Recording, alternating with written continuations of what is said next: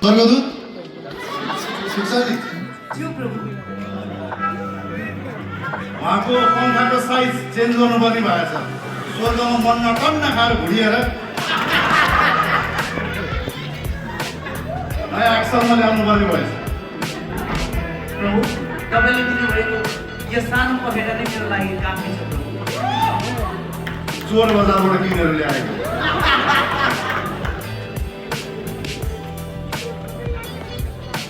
हालेलुया हालेलुया।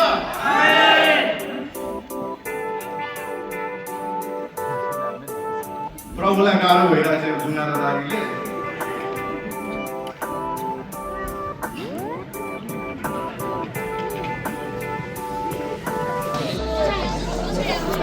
फेरि एकछिन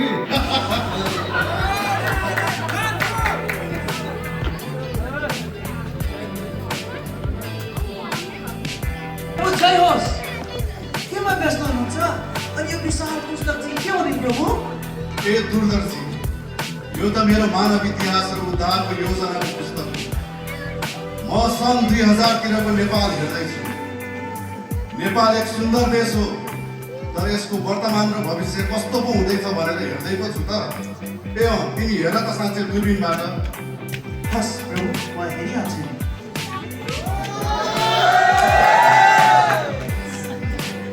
प्रभु, यो त नेपाल होइन रहेछ नि।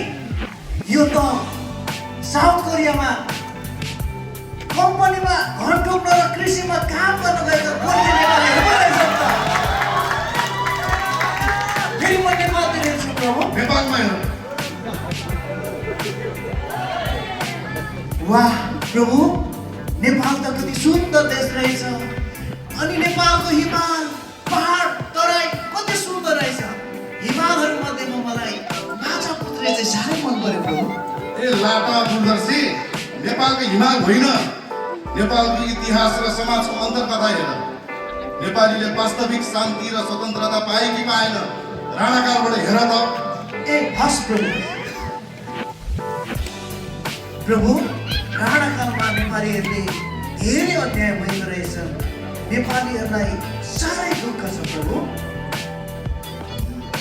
हेर, के नेपालीले सुख पाए? हस् प्रभु। प्रजातन्त्र त आयो प्रभु, तर जनताको दुःख जस्ताको त्यस्तै। राजाले फेरि पञ्चायत ल्याएर जनताको लागि केही पछि माओवादी जनविद्रोह प्रभु। 17,000 नेपाली मारिए, जनताको लागि केही भएन प्रभु। नेपाली जनताको सपना न्याय र शान्ति रगतमा मिसियो। देशमा धेरै कोटी बास भयो प्रभु। 2063 सालको परिवर्तनपछि राजतन्त्र हट्छ, नयाँ नेपाल बन्यो भन्छ। के साँचो हो? म हेर्छु प्रभु। बल्ल बल्ल 4 वर्ष लाएर संविधान त आयो प्रभु, तर जनताको लागि केही भएन। घुसखोर नेताहरू मात्र धनी भए, तर देशमा चरम बेरोजगार र दुःखले गर्दा देशका जवानहरू गाडीतिर र साउथ कोरियातिर पलायन। कोरिया गएका ती युवा युवतीहरूको अवस्था कस्तो छ त्यता हेर त एकखेर। ए हस् प्रभु।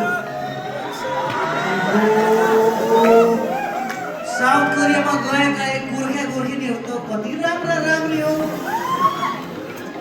तर प्रभु नेपाली युवा युवतीहरूलाई धेरै दुःख छ प्रभु।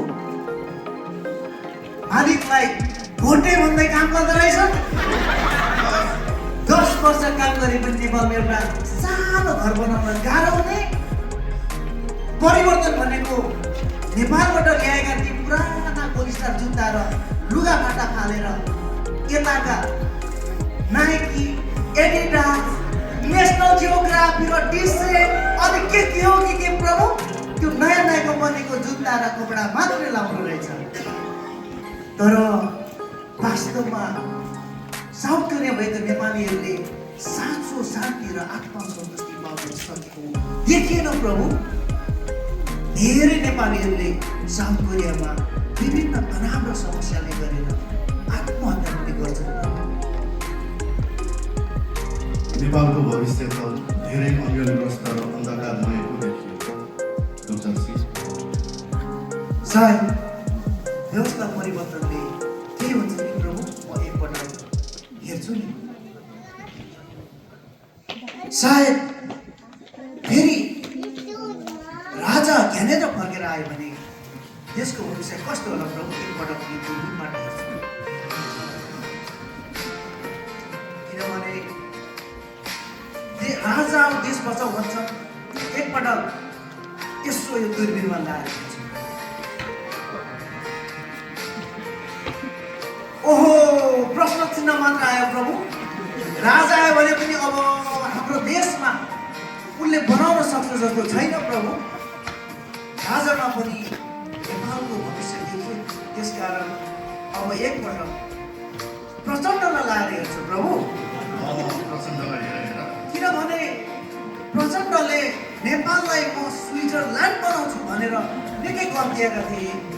के हुँदो रहेछ हेरौँ है त प्रचण्डलाई यो दूरबीनमा। ओ प्रभु, अन्धकार हुन्न हुन्न हुन्न हुन्न। प्रचण्डले त देशमा अन्धकार ल्याउँदै रहेछन्। अब प्रचण्डलाई चाहिँ हाम्रो देश नेपालको निम्ति चाहिँ धन्यवाद बरुभन्दा प्रभु एकपटक केपीका झोलेहरूले फेरि उसैले ल्याउने भन्दैछन्। केपीबालाई हेरौँ, सायद केपीबा नेपालको सत्तामा आयो भने देशको भविष्य उज्जवल हुन्छ कि प्रभु।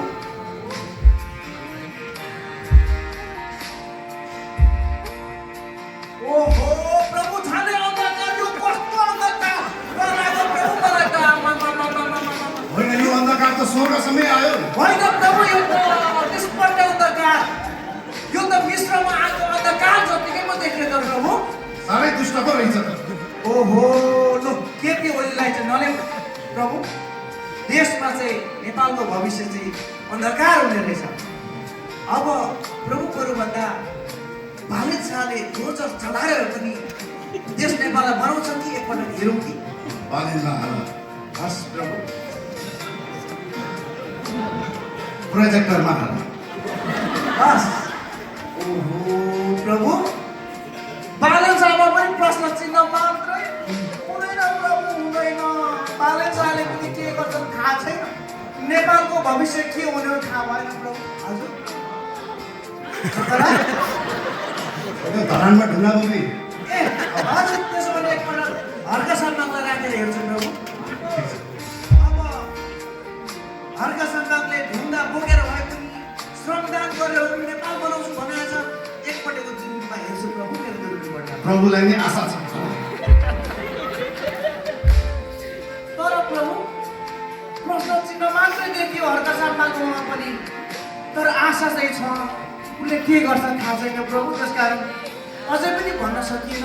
हर्का सम्मानमा पनि देखिएन प्रभु नेपालको भविष्य। अब बरुभन्दा एकपटक रवि लामिछानेले खुब भ्रष्टाचारको विरोध गर्छ। बरुभन्दा एकपटक घन्टी पार्टी चाहिँ देश नेपालमा आयो भने के होला प्रभु। एकपटक रवि लामिछानेलाई राखेर हेर्छु। 쓴다고 하면 느껴지시나요? 영상을 보기만 해도 포인트가 쌓인다고? 아는 사람들은 이미 다 쓰고 있다는 포인트 쌓는 प्रभु, रवि लामिछाने पनि प्रश्न चिन्ह। त्यसै त हेर्नुहोस् कति गम्भीर मुद्रामा छ। त्यसकारण रवि लामिछानेले पनि देश नेपालमा भविष्य चाहिँ देखिएन। नेपालले मलाई डिप्रेसनमै लाने भयो। प्रभु, एकपटक बरुभन्दा नेपालको लोड सेडिङको समस्या हटाए जस्तै सायद कुलमानले चाहिँ देशको समस्या हटाउँछन् कि एकपटक कुलमानलाई राख्नु। ओहो, यो कुलमानले नेपालमा उज्यालो ल्याउँदै गर्दा स्वर्गमा पनि उज्यालो भएको थियो एक बेला। ओ प्रभु, कुलमान घिसमा पनि प्रश्न चिन्ह मात्रै देखियो त प्रभु। के गर्ने होला? कुलमान घिसमा पनि प्रश्न चिन्ह मात्र आयो प्रभु। अब मैले नै केही सोच्नु पर्ने जस्तो देखियो त। कुलमान घिसमा पनि नेपालको समस्याको समाधान देखिएन प्रभु। ए दूरदर्शी, नेपाली कङ्ग्रेसप्रति अलि लचिलो देखेँ त मैले। ओहो प्रभु, नेपाली कङ्ग्रेस त मैले भुसुकै बिर्सेछु, तर घुस खाए क्या? हिजो अस्ति नै शेरबहादुर देउवाले जेलको दर्मो धुलाई खाएपछि अब नेपाली काङ्ग्रेसमा पनि नेपालको भविष्य छैन प्रभु। त्यही पनि राखी त हेरेको थियो, कति आशा छ कि? छैन प्रभु, छैन। नेपाली काङ्ग्रेसमा पनि नेपालको भविष्य मैले देखिनँ प्रभु। अब के गरौँ प्रभु? नेपालको आउँदै गरेको भविष्यको जुनै नेता राखेर हेर्दा पनि नेपालको भविष्यमा खालि पनि प्रश्न चिन्ह अन्धकार मात्र देखिन्छ प्रभु। अब नेपालको लागि कुनै आशा छैन प्रभु। दूरदर्शी, नेपाल व्यवस्था र नेता परिवर्तन भएर सुन्दर हुँदैन। सबै मानवहरू पापी छन्, सबैमा घटी कमी छ, सबै पापले दबिएका छन्। नेपाल सुन्दर हुनको लागि नेपालीको हृदय सुन्दर हुन आवश्यक छ। त्यसको लागि नेता र व्यवस्था होइन, प्रभु येशू ख्रीष्टको आवश्यक छ। मसँग 2000 वर्ष अघिदेखिको एउटा योजना छ दूरदर्शी। मैले योजना राखेको छु। त्यो योजनामा नेपाल मात्र होइन, सारा संसार परिवर्तन हुनेछ। किनभने म मेरो एकमात्र पुत्र प्रभु येशू ख्रीष्टलाई यस पृथ्वीमा पठाउने छु। अनि उहाँले मानव जातिलाई ठिकसँग जिउन, विनम्र भएर हिँड्न र मेरो मार्गमा जिउन सिकाउनु हुनेछ।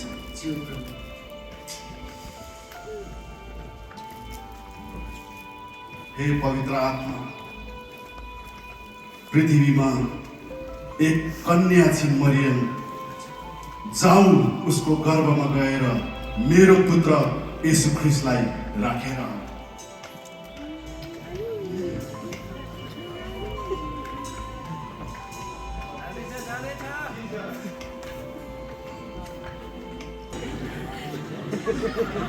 धेरै नआसु, सुतिरहेछ, डिस्टर्ब हुन्छ।